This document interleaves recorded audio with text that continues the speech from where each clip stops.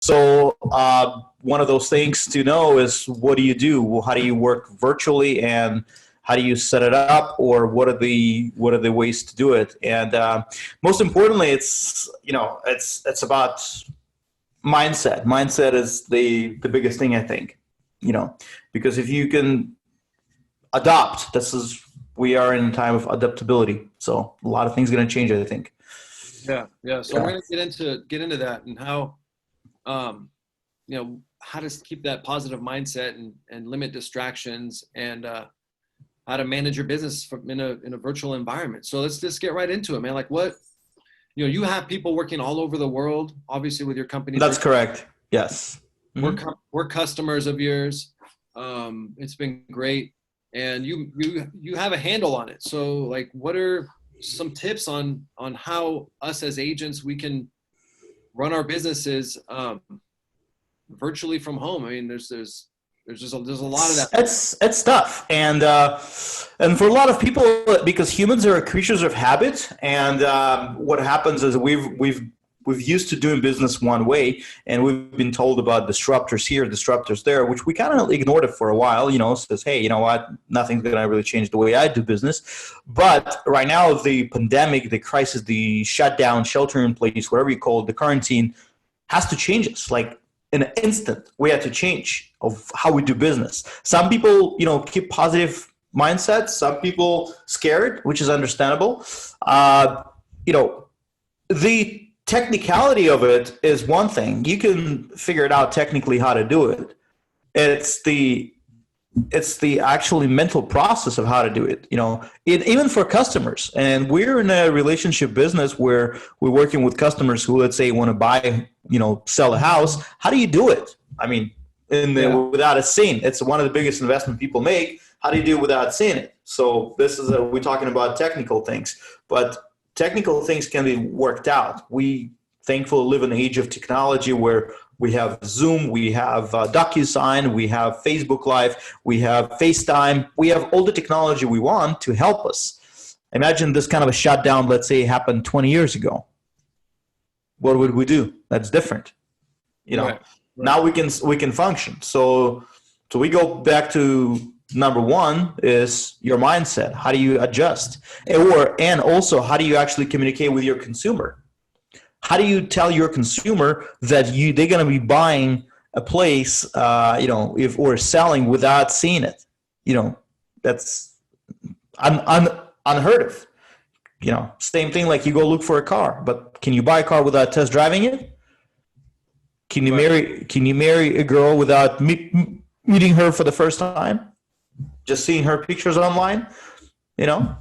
It depends. So and that's the situation right here that we are in. And regardless of what kind of economy we're going to have, we're still going to have people who will be buying and selling homes. Absolutely. It's just the nature of life. The shelter, as we see, we have shelter in place. It's essential place. People have to sell their shelter. They have to buy their shelter. And after the quarantine, I see probably there's going to be a lot of people they get sick of their house. They're going to want to sell it. They're going to move somewhere else. They've got sick of their spouses. They want to move out. It's a reality of life. So what do? Well, you have to find those people and serve them, So as far as the technical aspect, that's one thing, but the mindset is, again, you have to set yourself and have a positive mindset and positive outlook on how things go. Some people say, well, it's easy to say, but how do you do it? How do you actually set it up? How do you actually start? How do you explain to your customers? Let's not talk about the economical aspect of it right now, as far as whether customers going to be scared to buy right now because of uncertainty, which kind of present there. But let's say the actual idea of selling a place buying a place without seeing it. Well, iBuyers have been doing it for a while, as we know. So it's all about educating the consumer and all about having the conversation. And now more than ever, a relationship matters, how you actually present yourself. Yeah. So what are some ways that you think agents can do that? I mean, is it video? Is it messaging on email blasts? I mean, what are some ways that we can position ourselves in a good light with clients? Well, the best part about it, but the good news that everybody's at home right now. So they're all in front of their computer or in front of their phone, telephone. This is the means of communication we have right now with the outside world, and everybody's there. Sometimes I go for a drive to the grocery store and my Facebook is just blowing up because all the activity happening there. Nothing's really happening outside because it's empty roads. But so your audience is right here, and you have to build a presence right there, right now. This is the reality we live in. And frankly, I think after the quarantine is over, this is still going to be the same way, that all of the relationships going to be built there. So again, position yourself, come from a position of contribution, brand yourself, reach out. And frankly, right now is a perfect opportunity to reach out to the database, people who you know, because this is not going to be cold calling. This is going to be warm calling. Reach out, just find out how they're doing, talk to them. Come from the position of empathy. Don't try to hard sell, and be present in their, as long as you're on social media, you're relevant. If you're not on social media, they don't know about you, because right now everybody's there. Send a Facebook message, send an Instagram message, a DM. This is important things, and there's still people out there buying and selling. I mean, if you look at the home stats showing that homes are actually selling. I don't know about where you are in California, how things are, because I know you guys been prohibited from doing any kind of showings. But here in Washington State, homes are selling because we're still essential. Many other states also the same way. Homes are selling here. And one thing that helps me, because I've worked from home for a long time, I've been very comfortable working from home. And the question that I ask myself, and this is what kind of keeps me in line with my mindset, because it's easy to get distracted. It's easy to, watch TV and pull away and kids or wife and spouse, husband, whatever. I always ask myself, it's that reassessment of my situation. And I ask myself, is what I'm doing right now productive? Yes or no? That's true. Yeah. Yes, absolutely. If the answer is close to no, then I should probably change what I'm doing and focus on something that's productive. Now, you can get carried away with that, and sometimes I do. I like that mentality can carry over into the end of the day too, and that's where it becomes like the work-life problem starts coming in, because then if you do that too often, then you start having this guilt problem and stuff like that. That's a different conversation. But when during the workday, asking myself and reassessing my situation constantly throughout the day and asking myself, is what I'm doing right now productive? And if the answer is close to no, then I should change what I'm doing. And if the answer is yes, then I should continue what I'm doing. And that's what helps my mindset with regards to doing work from home every day. So. I totally agree. And there are a few tips to how to actually get it done. I mean, one thing I usually tell people, if you're working from home, number one, never work from your bed. Some people just wake up, they start, opening up laptop while laying in bed and doing work. Never, ever, ever do it. And here's the reason why. Bed is where you sleep, So number one, either your work's going to suffer or your sleep will suffer, which means you'll have a hard time falling asleep because your brain already programmed to work while locating in the same place. That's why I have a designated place in my house. I have a home office where I can just come in. It's closed doors. Nobody's bothering me. Some people don't have this luxury. They have to work from the kitchen of their house, and I understand there's the distractions there. Try to find a space. Okay, even though we're in shelter in place, go to the outside, go to the backyard. If it's sunny, it's nice, it's perfect. You can get the work done. But find a place in your house where you don't have a distraction. At number one, because wife, husband, kids, dogs, cats, it's life, and your brain has to be programmed to work. That's how you can kept yourself accountable. That's how you can ensure the productivity. We run a virtual assistant company, so we employ over 200 virtual assistants, and we require every one of them have a quiet place to work. It's one of the requirements we have. Besides strong internet connection, the computer that you need to have the backup, for the power backup, one of the requirements is a quiet place because it affects productivity. And also dressing up. Some people just want to work in their PJs. Well, Yeah, you can do it. However, it's going to affect your productivity, and people don't understand how and why. Yes, it will, because it affects your mental state. Because you are the way you are actually mentally prepared to work. That's why I say if you go to work, that's how I actually like dress up. I go to the office like this. I wear a t-shirt and jeans. I could just come down here wearing my boxers, but I just dress up the way I go to work to the office, and that's it. Always look the way I look every day. That way, your mind still thinks you're going to work. Once I'm done, I walk out here. I walked out of work. That's just kind of like I check out mentally. So that's actually affects your product. That's improves your productivity. Another thing I would recommend is always time blocking. Time blocking is essential because, especially actually everybody work from home. Time blocking is important because all the meetings kind of structured, and you have a time schedule. Like just recently, I got off the Zoom call with Nick Baldwin. Now I'm like 2 minutes later, I'm with a Zoom call with you. So after that, I have a team meeting with my team on the operations side. Then another team meeting I have with the marketing team. So it's all structured. It's all scheduled. Everybody prepared. Everybody has a plan of what we're going to discuss. What are we going to do? So structure, and that's how you actually keeps you productive. If you have a mess right here, you got a mess in your business. Yeah. A couple of things on that, just to kind of piggyback on what you just said. Two things. One, for me, what works is having a routine every day.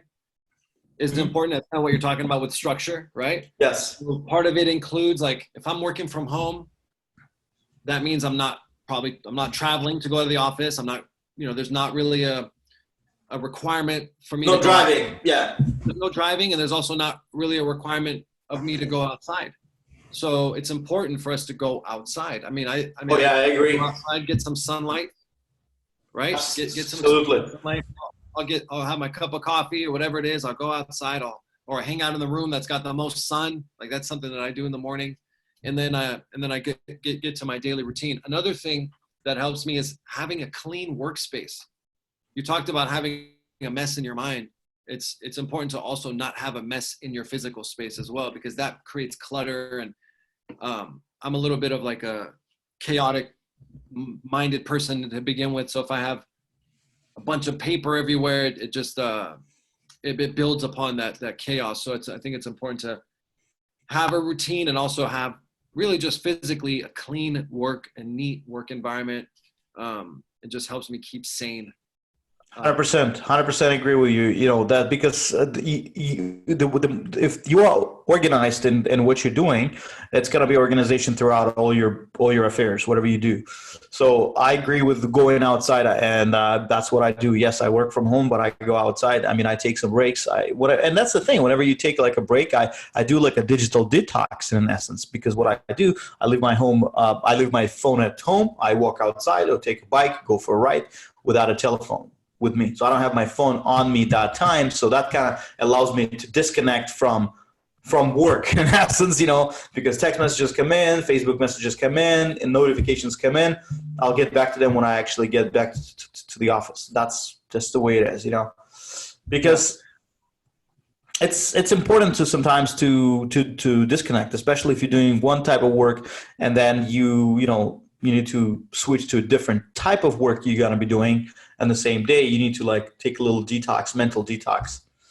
Yeah, absolutely. It's super important. Another thing that helps, we've been running our business again virtually for a very long time. We have a number of group texts. Mm-hmm. Group texting is like so huge. You know about that. Yeah. Oh yeah. From ourselves, right?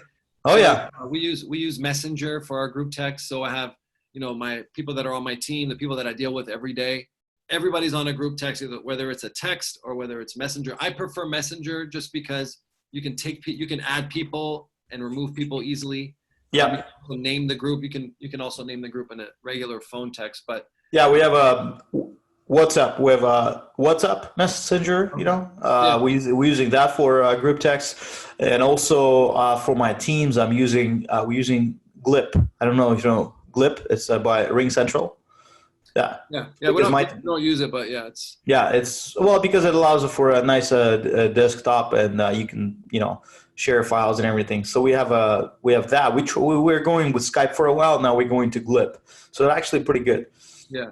And one thing too with messaging, it's different when you're sending messages versus being in person. Like the communication it's just a different approach. So like tone is important, and how we send our messages is important. And sometimes your tone doesn't always come across the way you wanted it to in a text. So being careful of those little things. I mean, it's really important. Exactly. So, and that's that. And sometimes, like in the text, again, it's hard to, to transmit the tone that you want to say. Like if it's sarcastic and you the way say something in this day and age, you can offend somebody. So, Absolutely. so you got to be careful with that. But again, structured approach is that's what's working when you work online, or again, Zoom is a big helper. So going back to agents, how agents can actually work from home and still be able to sell homes. I had a webinar this week with Misty Bruton. She's in Texas. She's a broker owner, and she's still selling homes. And she's been doing it 100% virtually actually for a while already. So she shared with me some tips. And as far as how she does it, she does listing presentations on Zoom the way, we talk right now. And my question was to her, well, how do you actually determine comps? Because for me to find out, I got to walk the house. She's like, not exactly, because what actually happens, and that's what she said, and it kind of like stuck with me. Homes are boxes, okay? Some have one upgrades, some have other upgrades, So I look at the boxes, I look at the comps for the similar type of homes, and then the customer walks with her on FaceTime, showing her, okay, this is the kind of house, but I got a new kitchen. So old house is kind of like cookie cutter houses, but here's a new kitchen. Okay, a new kitchen gonna cost probably that much, gives in price value. The house is on a busy street, not on a busy street. Okay, why don't you go outside and show me the outside, what it looks like. So all of those things, and that's how she comes up with comps. And she's been pretty good about it, and I really enjoyed talking to her because she set it up and explained it to me that it's all doable. So once you establish the rapport on Zoom with a customer, and people see that you can actually talk to them without leaving the house, and then you have to figure out the household things like how do you install the key box, how do you actually do the photos. Like in Washington, the photographer is still essential, so we can send a photographer to the house, and that's what I did before. So like I sold a house recently where I've never been inside, but the photographer has been there. So that can work. And again, we have DocuSign, we have AuthentiSign, all kinds of electronic documentation. So that's just technical stuff that can be easily taken care of with technology that we have. Yeah. But the most important thing is since we're in a relationship business. People ask, how do you build a relationship online with somebody on Zoom? How do you convince people to sell? Well, you don't convince them. If they need to sell, they need to sell. You just basically offer them ways to do it, because the way it happens is you don't force them to sell. But if they need to, you just explain, okay, it's actually doable. Because I've seen this where a customer reaches out to an agent, and the agent specifically tells customers, oh, let's just wait until it's over. Let's just wait until this is over. What does it mean? Well, it means that customer will actually go to somebody else, to the other agent. Why did the agent say, let's wait until this is over? Well, because the agent doesn't know what to do. When you say that transmits panic. You manifest panic, which means you don't know how to do it right now. What makes you think that you got to know how to do it later? Because the world is going to change.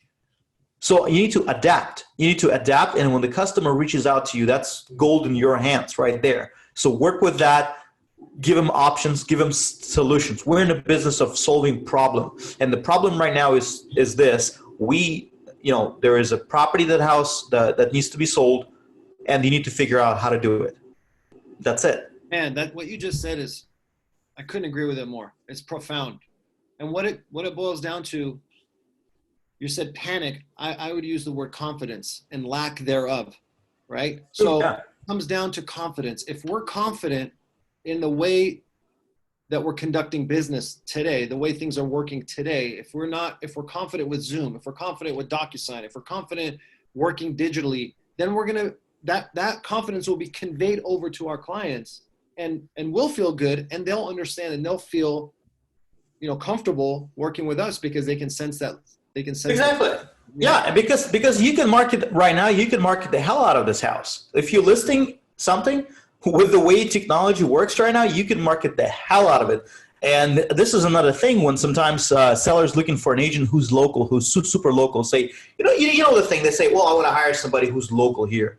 Well, guess what? What good is it going to do right now? That agent is not going to be able to go door knock, but you can digitally do that. You can digitally reach out in everybody's phone. You can digitally be there in front of them. The house is going to be actually showcased digitally way more than an agent going door knocking with a bunch of flyers. Well, that's done. That's right. No, you're right. No. You're right. It's about adapting, like you said. It's about adapting. Yeah, adaptability. Adjusting to the environment, and these are some ways that we're finding successful agents doing that, and it's understanding how to use. It's basic. Like people if you guys are watching. A lot of you guys probably, I'm sure already know these things, right? And it's just a matter of just having that sense of confidence that clients want to know that right? Your client wants to know that you know what you're talking about. So if somebody says, I want to take my home off the market right now.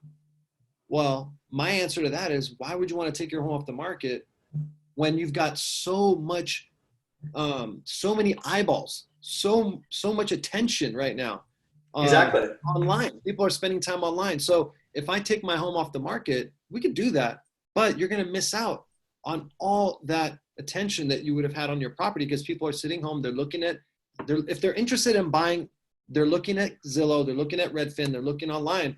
And when either they're going to make a move now because people are making a move now. People are making moves, yeah. Or if they don't do it now, then they'll probably, when the time comes, they'll have a decision made. They've seen your property. So, and here's the thing. The reality is days on market is not as valuable as it once was, because you have a justified reason for why a property hasn't sold. And that's COVID-19. So of course we don't want to deal with the situation. It sucks. It's not fun. It's bad, but let's make lemonade out of this lemon.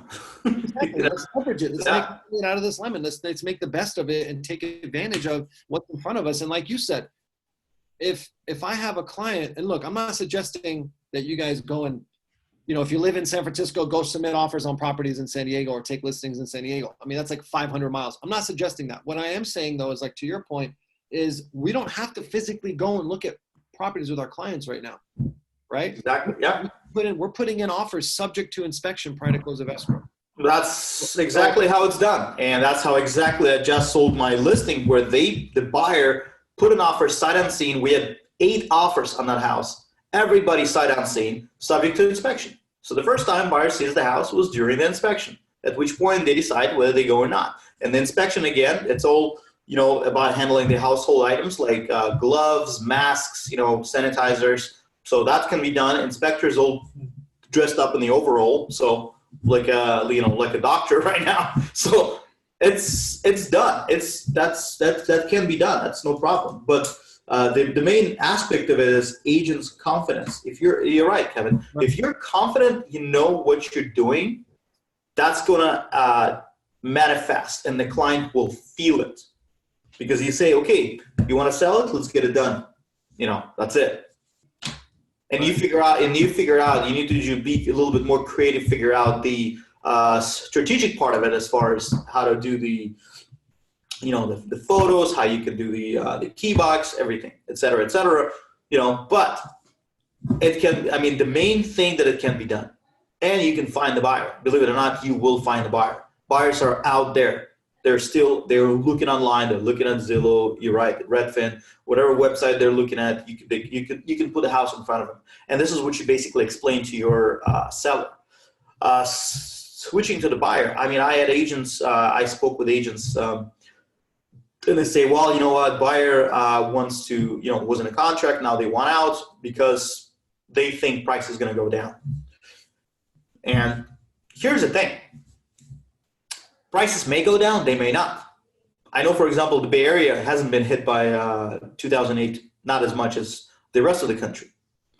But even if let's just assume for a minute that prices do go down. Okay, you're buying your primary residence, you're buying your dream house. Why do you care? Mm-hmm. You should only care when you're going to sell it. Right. For example, I bought the house where I live in. I closed on February 27th, right before the whole thing. Yeah. Okay. Well, COVID was already there. We already had cases of COVID here in Washington, but I closed it. I closed it. I moved in. Frankly, I don't care if my house goes down in price. Right. Well, I'll tell you, I'm buying a house in Kansas City right now. There you go. With Tim Ray. It's an investment property. Got a great deal on it. Yeah. And if it's an investment property, yeah, you care for the investment property, but again, you got to be careful about a couple of things when you buy an investment property. Cash flow. Right. What's your cash flow is going to be? Yeah. That's it. And appreciation in so many years. Right. You know, if the cash flow makes sense for you, why do you care if the price of the house is going to go down or not? So some people have this buyer's remorse. They're going to think, well, you know what? The property is going to go down in price. I might be able to get a better deal. Well, you may or you may not, because number one, you don't know if the rate's going to be the same. Number two, if the credit's going to be the same. If the credit's going to be available the same amount that you can get. And frankly, if you even have a job. Because remember what happened in 2008. There was the mortgage crisis where people couldn't afford to buy it because, frankly, they couldn't get a credit. So, and don't discount another point that the seller may not be comfortable selling at that when you're going to be waiting. This is the price the seller wants to sell it. This is the price that you already makes sense for you. If it's an investment property, go for it. Negotiate a discount right there with the seller. If you want to put an offer lower, do it. Do the negotiation. That's what as an agent should be doing. That's your job, to negotiate a better price for your buyer. And if it's your primary residence, why do you care if the price goes down? Right. You know, the thing too with change sucks. Like we don't like change. I mean, we're dealing with pretty significant change right now, and it's easy to fight it. And I don't want to deal with this. I don't want to make calls. I don't want to do this. There's two things on that. One, time is of the essence, right? We have so much time. And I don't know if you know Kent Clothier. He owns a company called Memphis Invest. We're going to have him on. He's a super smart guy. I watched a video of watched one of his videos, and he broke down based on his age, how many days he has left on Earth. And, if you calculate your time sleeping, like it's actually even less. And it's like, it's crazy, right? It's just like that's very bizarre, limited number of days that we have left on Earth. But it's like, it's not a fun thing to think about, but it's also very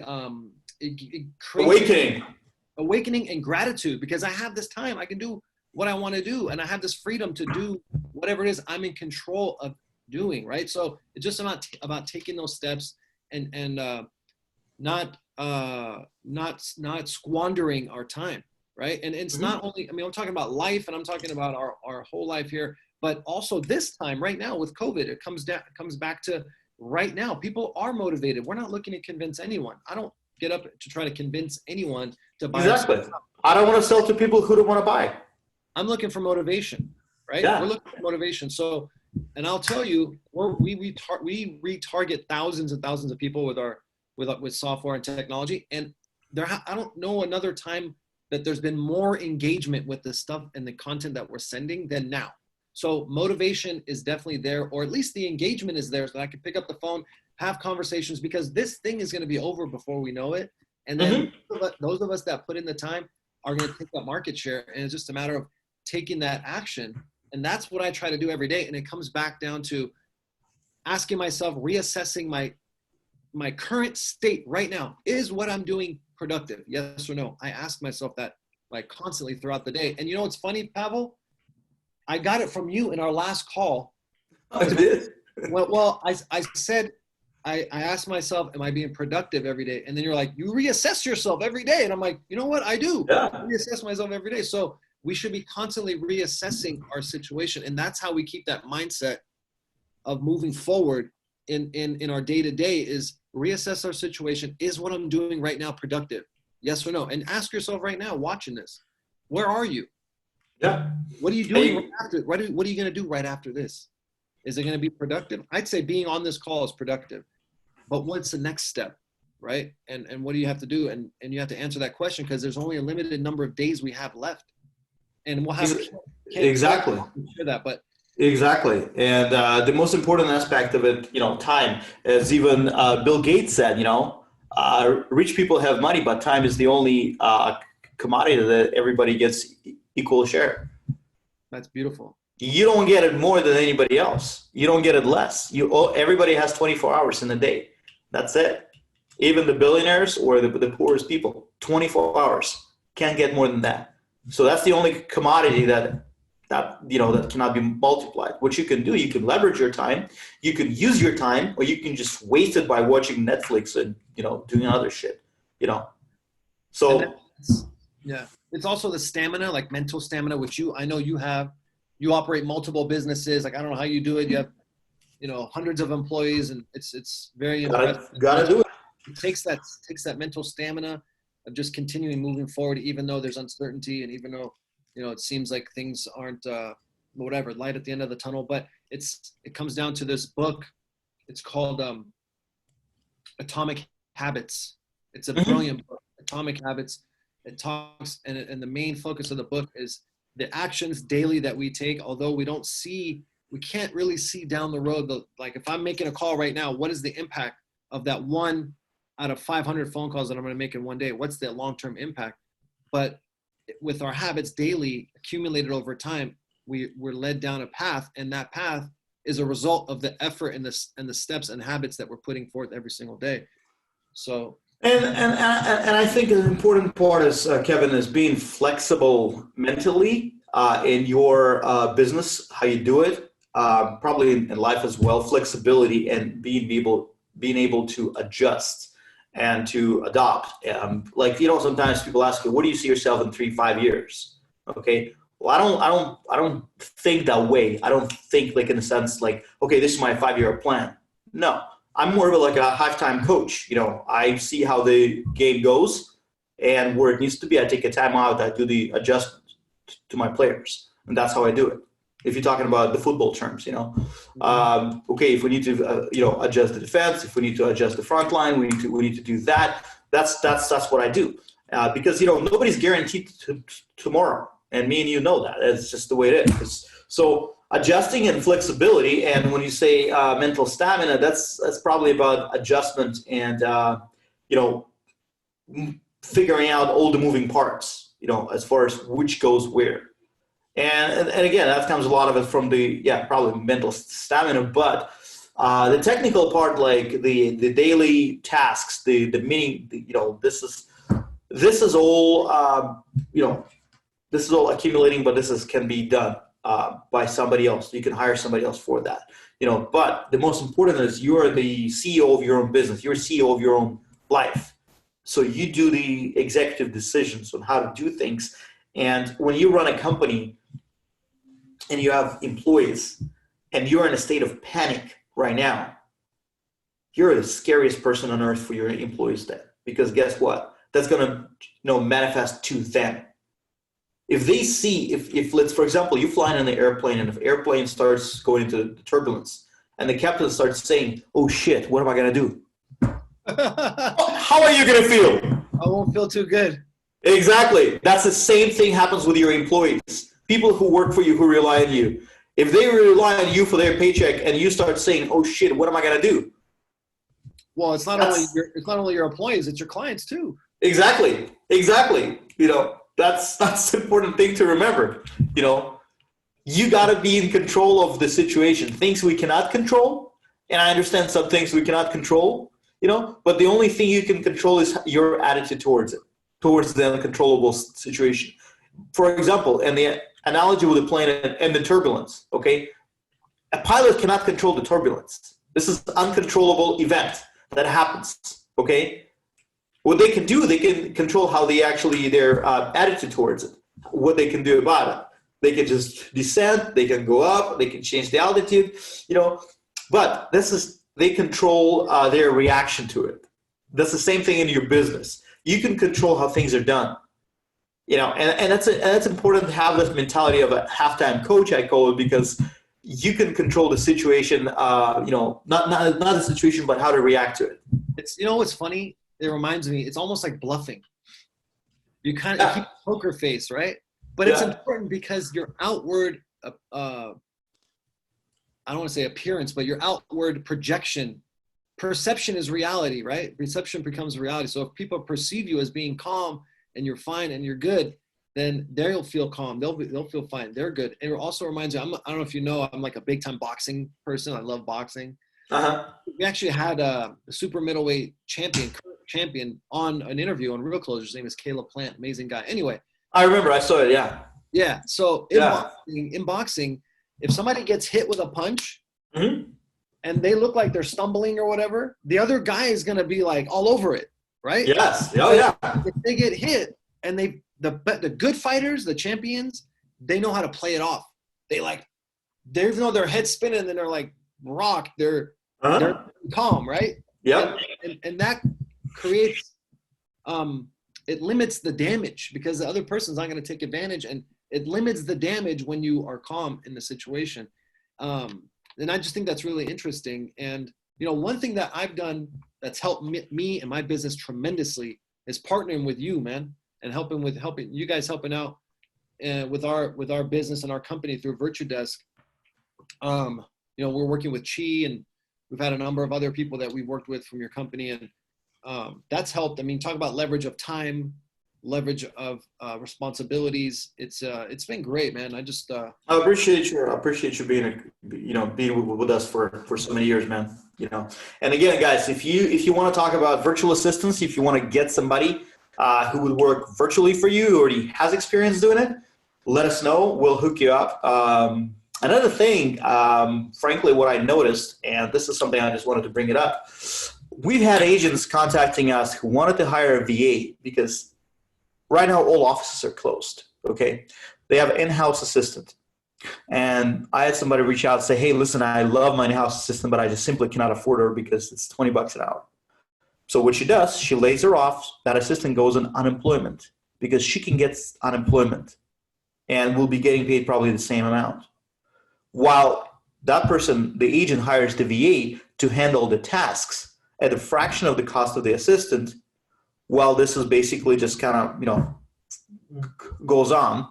The intention is to rehire back the in-house assistant. But for the time being, while this thing is going on, that's what people do. They hire a virtual assistant and lay off their in-house staff so that in-house staff can get unemployment.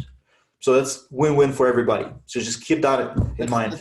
That's an interesting strategy. I mean, it's people that are forced to lay off right now is it's an unfortunate situation. And those it is unfortunate. Have to make those decisions and still need assistance with business because a lot of us, business continues to move. Yeah, during the crisis, you cut the fat, but you don't cut the muscle. And there was a SBA PPP program. Well, guess what? I just got a news today. It's over. It's done. Money ran out from the PPP. Yeah, I know. I hope it's going to be refunded soon, but that's a different. Yeah, but it's a matter of if. Yeah. Or I don't know if it's more of a matter of if or when. But that's the thing. Right now, it's done. Okay. So the best bet, if you have an employee, if you have an employee, you love your employee. I understand. I get it. But you need business to run. Put the employee on unemployment so that person gets unemployment, hire a VA to weather the storm. At least that's going to be a fraction of the cost of your in-house assistant.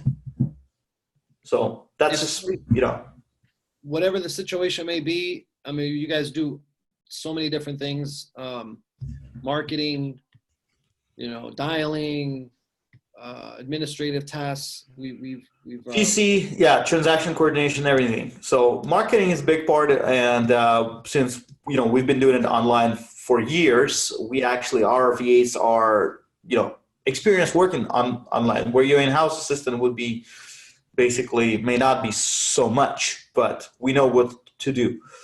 Yeah. So if somebody wants to get a hold of you, I'll Send me a DM. send you a DM. Pavel Stepanov.